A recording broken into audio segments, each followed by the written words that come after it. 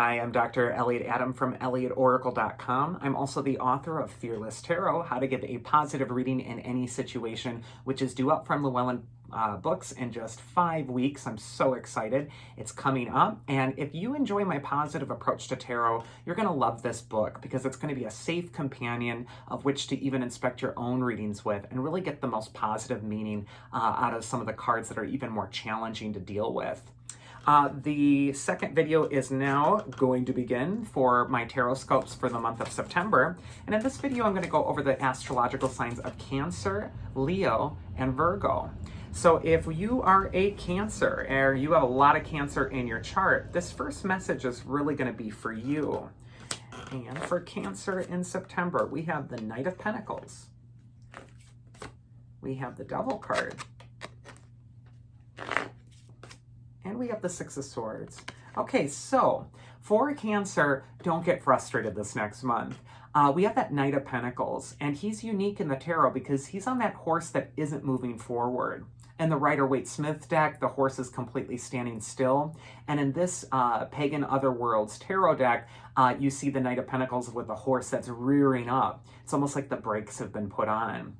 And Pentacles have to do sometimes with money, finances, security, and your projects, what you're trying to invest in, what you're trying to launch. And you might find that something that you're really in a hurry for, you really want to see this get completed, runs into an obstacle or isn't able to get completed at this time. The Devil card is saying that there's some sort of shadow stuff that you're working through too. Sometimes the Devil card is indicating that there's some negativity that you just need to express and get out into the open and release it. The Devil represents our shadow, and everyone's got an angel on their shoulder and everyone's got a devil on their shoulder. And sometimes this Devil card will come up when that negative voice is kind of piping in a little bit more. It's holding on to some resentments, it's holding on to the past, it's frustrated, or it's just kind of looking at the disappointment, and it's really kind of spreading that disappointment out for everything else that's going on in your life. When the Devil card comes up, he tells you can be free, but you have to stand up to the shadow. And you have to basically see that the setback that you might be experiencing is a blessing in disguise. Sometimes that Knight of Pentacles isn't able to proceed at this time because there's something important he needs to pay attention to in the moment. And a lot of times the Knight of Pentacles can even be associated with the astrological sign of Virgo, which is where the sun is when we're in September. And Virgo is associated with analyzing. So this could be a time where you're not able to rush forward on your projects, but you have to analyze something a little bit more carefully or a little bit more closely. So for Cancer, this could be a time to really study a problem or an issue a little bit more before you're able to proceed.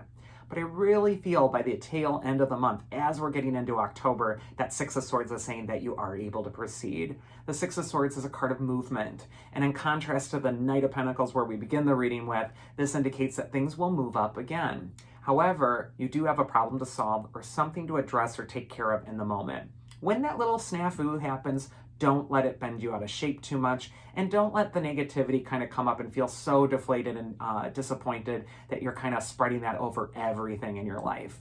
The Six of Swords is saying progress will be made, but it's more toward the tail end of the month, especially as the sun hits Libra for the astrological sign of Cancer. So stay positive. The next card we're going to go over, or the next sign, is Leo. So if you're a Leo or you have a lot of Leo in your chart, this next message is going to be for you. First, we get the Emperor card. Second, the Five of Cups reversed. And third, the Strength card. All right, so for Leo, this is going to be a time to be strong, assertive. We got that Emperor card, and he is all about really claiming space, knowing your worth and your value, putting up some boundaries, and also asserting yourself professionally at this time. So for Leo, don't be afraid of going for it. Don't be afraid of really honoring your right to be, and then also asking for what you want. The Emperor is also kind of the no-nonsense, let's get down to business card. And so this could be a time when you are really turning away from something that might be difficult or frustrating, or that you're silently resentful, or you're kind of biting back words about, and you're just getting the job done. And why I say that is because of the Five of Cups reversed. Sometimes this card will come up when you're just starting to wake up from the trance that there are so many losses or negativity or things that you're looking at that are frustrating. And now you're starting to wake up. You're starting to switch gears. I really feel that for Leo, they've had to deal with something emotionally that was kind of disappointing. It's a little bit of a sad thing when we see that Five of Cups.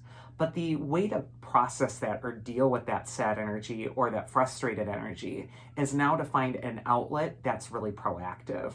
And so the Emperor could just say, it's time to get busy. It's time to be assertive. It's time to put yourself out there. And then finally, we have the Strength card.